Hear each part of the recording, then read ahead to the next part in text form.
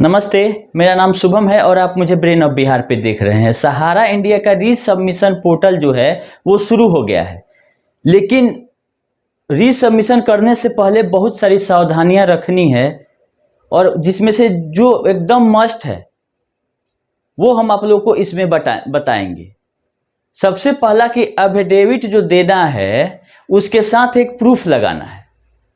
अगर नाम में आपका मिसमैच है तो उसके बदले में एक फॉर्मेट दिया गया कि इस फॉर्मेट में आप एफिडेविट करा के दीजिए, लेकिन उसके साथ साथ जो आपका नाम है, गलत ही नाम क्यों ना हो, उसका एक प्रूफ दिया जाना है।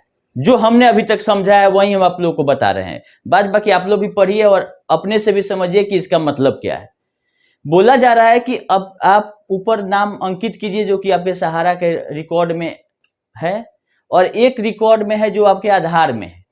तो आधार वाला नाम से सहारा वाला नाम मैच नहीं कर रहा है, तो आपको लिखना है कि सहारा इंडिया के बॉन्ड में मेरा ये नाम है जो कि आधार से मैच नहीं कर रहा है, और उसके प्रूफ में हम ये आईडी प्रूफ हम लगा रहे हैं, सही नाम वाला नहीं।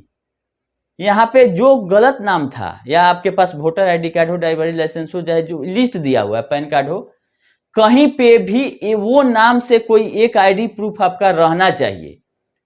हमने अभी तक यही समझा है कि जो गलत नाम है उस नाम से भी कोई आईडी प्रूफ रहना चाहिए, ताकि ये प्रूफ हो सके कि हम इस आईडी के बेसिस पर सहारा में जमा कर किए थे। अब रहा बात इसमें, लोग बोलेगा कि तो हमारे पास उसका तो कुछ है नहीं। तो डिक्लेयर आप कर रहे हैं कि जो गलत नाम है उसका हम कोई एक आईडी प्रूफ लगा रहे हैं, तब ये लाइन आपको हटाना पड़ेगा कि कोई आईडी प्रूफ आपका नहीं है। गलती से टाइपिंग मिस्टेक से सहारा ने कर दिया तो क्या ये लाइन एफिडेविट का चलेगा कि नहीं चलेगा? आप जो नोटरी करेगा उससे संपर्क कर लीजिएगा या एडवोकेट से राय ले लीजिएगा। अगर हूबहू यही फॉर्मेट आपको लगाना है तो कोई एक प्रूफ आपका होना चाहिए जो कि गलत नाम से मैच करता हो, ताकि ये प्रूफ हो कि हमने वोटर आईडी के बेसिस पर सहारा में जमा किया, बाद में आधार बनाया तो इस नाम से हो गया। ये चीज आप लोग ध्यान से देखने वाली चीज है। दूसरा कि बहुत लोग मोबाइल से अपना रिसबमिशन करते हैं, या चाहे जो साइबर कैफे वाले भी हैं, तो थोड़ा सोच समझ के रीअप्लाई करें, क्योंकि इतना आसान नहीं है जितना लोग बोल रहे हैं। 5-6 स्टेप इसमें भी है, जैसे कि अप्लाई करते समय हुआ था। फॉर्म जनरेट होगा, फोटो चिपकाइए, अब फिर ये अपलोड कीजिए, तो सारा प्रक्रिया वही है, तो फिर पैसा का खर्चा होना है। अब इसमें अटैचमेंट का ऑप्शन आ रहा है कि एफिडेविट अटैच कीजिए और जो एक आईडी प्रूफ है वो अटैच कीजिए। तो अटैचमेंट अलग है, वहां पे लिख नहीं रहा है अटैच, 3 सिंबल दिया हुआ है। एक अटैचमेंट का अटैच हो जाएगा तो क्रॉस का ऊपर आ जाएगा, और क्रॉस इसलिए है कि आप उसको डिलीट करना चाहें। एक बार अटैच किए और आपको लगा कि नहीं गलत हो गया, तो वहां क्रॉस के का चिन्ह दिया हुआ है, उस पर आप क्लिक कर दीजिएगा तो वो हट जाएगा, फिर से आप अपलोड कर सकते हैं। दूसरा, एक आंख का निशान बनाया हुआ है। आंख का निशान का मतलब ये होता है कि आप उसको देखना चाहते हैं, अटैच किए उसको देखना है कि सही फाइल मेरा अपलोड हुआ कि नहीं हुआ, तो आंख वाले निशान पे आप क्लिक कीजिएगा तो वो दिखाएगा। और तीसरा, उसके बगल में रेड कलर के ऊपर एरो करके दिया हुआ है, ये एफिडेविट अपलोड करने में भी और आईडी प्रूफ अपलोड करने में भी। तो वहां पे आपको रेड वाला पे क्लिक करना है, तब जाके फाइनली अपलोड होगा, आप बताएगा कि सक्सेसफुली अपलोडेड। तो ये तीनों प्रक्रिया आप करके देख लीजिए। पहले अटैच कीजिएगा, फिर उसके आंख वाले पे क्लिक करके देख लीजिएगा कि अटैचमेंट सही हुआ कि नहीं तो आप सिलेक्ट कोई और फाइल करते हैं, कभी कभी हो जाता है कोई और, तो गलत ही सबमिट, तो एक बार देख लेना चाहिए। और तीसरा, फाइनली आप अपलोड करने पे क्लिक करिएगा तब होगा। वहां लिखा हुआ नहीं है, हालांकि ये सीआरसीएस के तरफ से लिख देना चाहिए क्लियरली, क्योंकि सब लोग उतना फैमिलियर नहीं होते हैं सारे सिंबल से कि सिंबल देख के कंप्यूटर में समझ जाएं कि ये क्या करने वाला है। जो कंप्यूटर चला रहा है या फॉर्म अप्लाई कर रहा है वो तो कर ही देगा, उसमें कोई दिक्कत नहीं, सबको पता रहता है। लेकिन जब 1 करोड़ लोगों का क्लेम गया है, डिफिशियंसी मैक्सिमम में है, तो सब लोगों, कोई मोबाइल से कर रहा है, कोई अपने से कर रहा है, किसी को नहीं पता है, केवल अटैचमेंट करके फाइनली सबमिट कर देगा, तो पता चला कि अटैचमेंट गया ही नहीं, तो फिर उसका डिफिशियंसी आ जाएगा या पेमेंट नहीं होगा। तो 1-2 सावधानियां यही है कि थोड़ा संभल के करें। अभी 10,000 का हो रहा है, 25 तारीख से 20,000 तक का ले लिया जाएगा, और टोटल डिपॉजिट 20,000 आपका है तब। अगर आपका डिपॉजिट 20,000 से बढ़ जाता है, चाहे कितना भी बॉन्ड हो, तो अभी बोला जा रहा है कि आपको बताया जाएगा कि कब से किया जाएगा, उसका डेट नहीं दिया गया। हालांकि सीआरसीएस ये देर से नियम लागू किया, ये अच्छी बात है। अगर सबसे पहला जब अप्लाई हो रहा था, अगर उस समय ही बोल देता कि 10,000 20,000 वाला क्लेम ही केवल हम लेंगे, तो दिक्कत हो जाती और इतने बड़े संख्या में वहां पे क्लेम नहीं जाता। तो संजोग अच्छा है कि अभी सीआरसीएस का दिमाग खुल रहा है कि अमाउंट वाइज करना चाहिए। तो अभी भले ही 20,000 आपका हो, आप री सबमिशन 25 तारीख से कर दीजिएगा, लेकिन इससे भुगतान 20,000 नहीं होने जा रहा है। भुगतान का अभी कैपिंग 10,000 है। डिफिशियंसी आप 20,000 तक के क्लेम का दूर कर सकते हैं 25 तारीख के बाद। अभी तो 10,000 तक का कर ही लोगों को लिया गया है। ये इसलिए लिया गया है कि मैक्सिमम लोग जिसका 10,000 20,000 तक है, उनका डिफिशियंसी दूर हो और उनको पहले पैसा मिल जाए, ताकि नंबर ऑफ अप्लीएंट जो कि एप्लीकेशन डाले हैं या कंप्लेनेंट आप बोल लीजिए, वो कम हो जाए। सरकार को प्रेशर है कि इतने लोगों का, 1 करोड़ लोगों का आया है क्लेम, तो इसमें अगर हम 10 लाख या 20 लाख या 30 लाख लोगों का कर देते हैं, चाहे वो पैसा 5,000 करोड़ में बंट जाए, तो ये होगा कि 30 लाख लोगों का पैसा हमने दे दिया, भले 10,000 ही दिया हो। तो नंबर ऑफ क्लेम को कम करना चाहती है, इसीलिए ये क्राइटेरिया रखा गया है कि क्योंकि जिसका 1 लाख रुपया है, उसमें 10 डिफिशियंसी दूर करा के दे भी दिया जाए तो 90,000 उनका खड़ा रहेगा, और एक आदमी वो है ही, तो उनका क्लेम 0-0 भी नहीं हुआ, भले ही इंटरेस्ट अभी नहीं दिया जा रहा हो। लेकिन नंबर ऑफ एप्लीकेशन को कम करना चाहती है सीआरसी, इस माध्यम से जो कैपिंग किया गया है अमाउंट वाइज डिफिशियंसी हटाने का। ये रही बात पोर्टल की। अब आ जाएगी चीफ अभी जो हैं मैडम, उनका बयान कल से आया, सारा लोग बोल दिया। बयान में कुछ नहीं था, बिना मतलब वाला बात था केवल कि इंटिटी के खिलाफ चलता है। तो कौन नहीं जानता है कि इंटिटी के खिलाफ चलता है। आपने किया क्या? 138 करोड़ रुपया बांटा था सेबी ने, क्योंकि मार्केट में बॉन्ड ही नहीं था। सहारा कन्वर्जन कर चुकी थी, तो अभी बीच का रास्ता निकाला गया। सेबी अगर चाहती, बोलती कि कन्वर्जन हुआ है, भुगतान नहीं हुआ ये अलग बात है, लेकिन कन्वर्जन हुआ है, इसका बात सेबी नहीं रखी। सेबी ने कहा कि जमाकर्ता है ही नहीं, क्योंकि कोई मेरे पास आ ही नहीं रहा है। तो जो सुब्रत राय ने 125-30 तक पेपर भेजा था, वो सारा रियल एस्टेट और हाउसिंग का पेपर था, रियल एक्चुअल पेपर था। पेपर कैसे गया सहारा के पास? सहारा ने तो भुगतान दिखा दिया, चाहे वो कन्वर्जन करके किया हो या कैश में किया हो। ये बात सेबी को नहीं पता था, सेबी को पता था, लेकिन सेबी बीच का रास्ता नहीं, वो अपना नियम कानून से चलने वाली थी। लेकिन सारा नियम कानून उसका शिथिल हो गया जब इसमें बीच में हाथ पड़ा किसका? अमित शाह का। अगर सही में सेबी अपना नियम कानून मनवाना ही सहारा से चाहती थी, तो जब 5,000 रिलीज हो रहा था, तो क्यों नहीं सहारा बोली सुप्रीम कोर्ट में कि मेरा 25,000 करोड़ था, अभी पैसा नहीं जमा हुआ, 15,000 करोड़ ही हुआ है। जब अमित शाह इसमें बीच में आ गए तो नियम खत्म। ऐसे नियम चल रहा था तो आपको 2012 में ही नियम खत्म कर देना चाहिए था। ये सारे सवाल सेबी पे भी खड़े होते हैं। ऐसा नहीं है कि सेबी जो किया वो सही ही किया।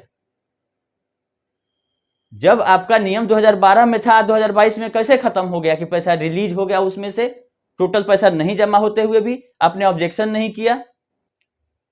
तो जब अभी ऑब्जेक्शन नहीं किए आप, तो उस समय क्यों किए? ये तो सवाल खड़ा होता है सेबी पे ही।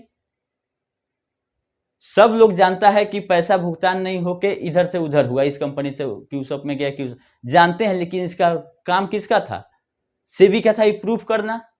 तो सेबी ने कहा कि जमाकर्ता है ही नहीं। तभी 1 करोड़ लोग जो क्लेम किए हैं कहां से आए? सब नया डिपॉजिट नहीं है, ये रियल एस्टेट हाउसिंग का ही सिस्टम से चला आ रहा है। क्यूसॉप में गया, सोसाइटी में गया और राजी है। ये अलग बात है कि सहारा अपने जाल में फंस के बर्बाद हो गई। उस समय अगर 24,000 करोड़ रुपए का रियल में भुगतान कर दिया गया रहता तो सहारा डूबती नहीं। लेकिन इनके सलाहकार जो कि तरह तरह का हथकंडा अपनाए अभी तक सुब्रत राय सहारा को बचाने के लिए और लोगों को ठगने के लिए, और माध्यम बनाए एजेंटों को, जो कि सबसे ज्यादा अभी परेशान है।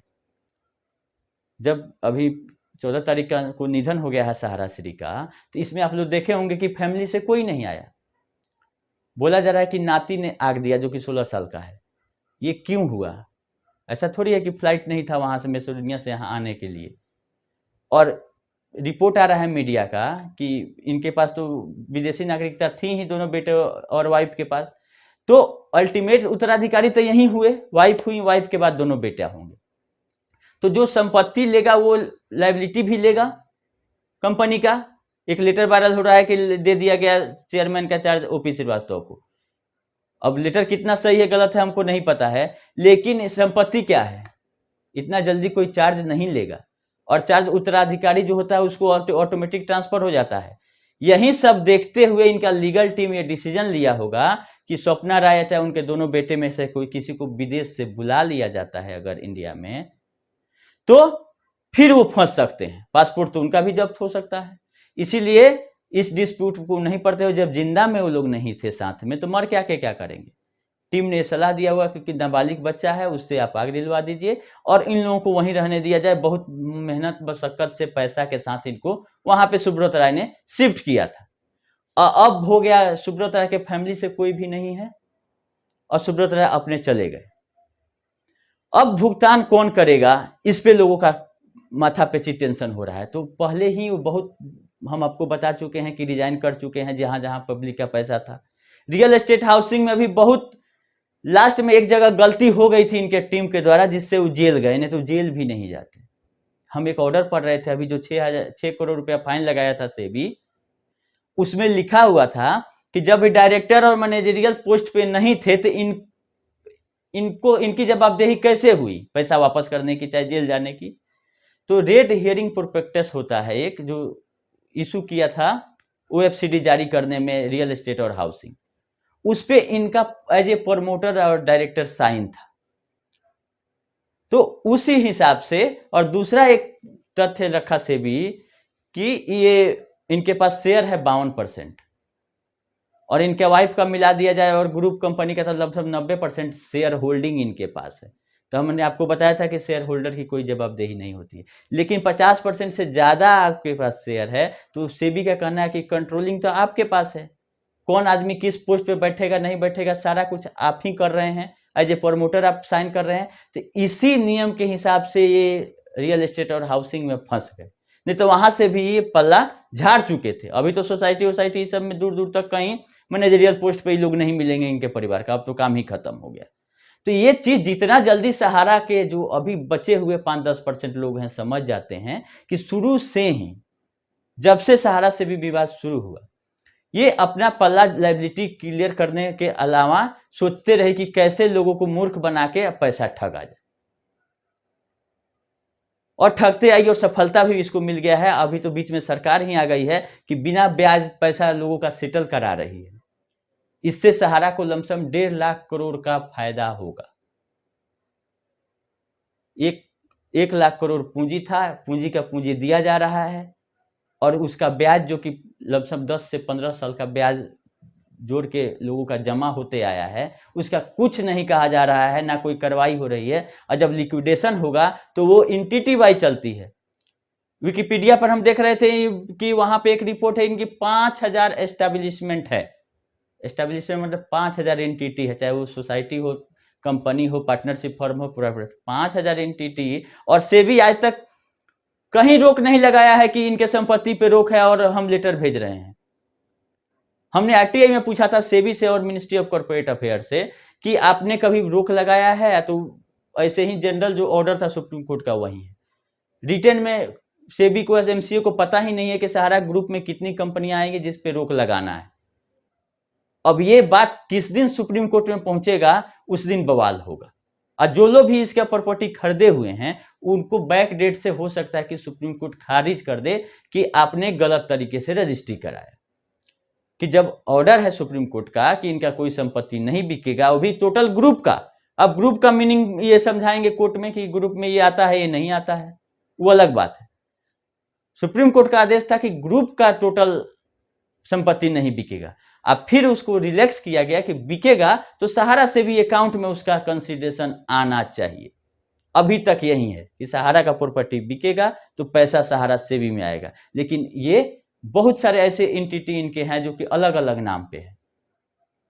उसका कहीं कोई जिक्र नहीं है सुप्रीम कोर्ट में कि ये कंपनियों का संपत्ति ये बेच चुके हैं और 16 के बाद कितना बेचे, उसका पैसा कहाँ जमा किए, कोई हिसाब लेने वाला नहीं है।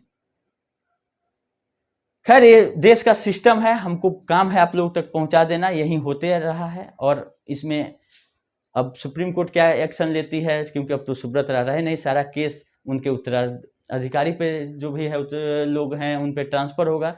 अब इससे बचने के लिए भी हो सकता है कि ओपी श्रीवास्तव को आगे खड़ा किया गया हो कि केस जितना है वो ओपी श्रीवास्तव पर लोग करे आओ, और एक्चुअल पता चलेगा कि इनका किसको हस्तांतरण हो रहा है ऑनरशिप। ये जिस दिन शेयर होल्डिंग इनका ट्रांसफर होगा वो हम आप लोगों को बताएंगे कि जो इनका शेयर है हर एक कंपनी में, शेयर होल्डिंग 50% से ज्यादा बहुत सारे कंपनियों में है, तो मालिकाना हक ये किसको, या ओपी श्रीवास्तव को देते हैं कि या स्वप्ना राय को देते हैं। इससे एग्जैक्ट पता चलेगा कि ये साम्राज्य किसको दिया जा रहा है। और ये इसका जानकारी हम मिनिस्ट्री में जैसे ही फॉर्म फाइल होता है शेयर ट्रांसफर का, हम तुरंत आप लोगों को दे देंगे, ये पब्लिक डॉक्यूमेंट। खैर अभी के लिए इतना ही, छठ आ गया है और छठ के शुभकामनाओं के साथ हम आप ये वीडियो को समाप्त करेंगे। अभी के लिए इतना ही।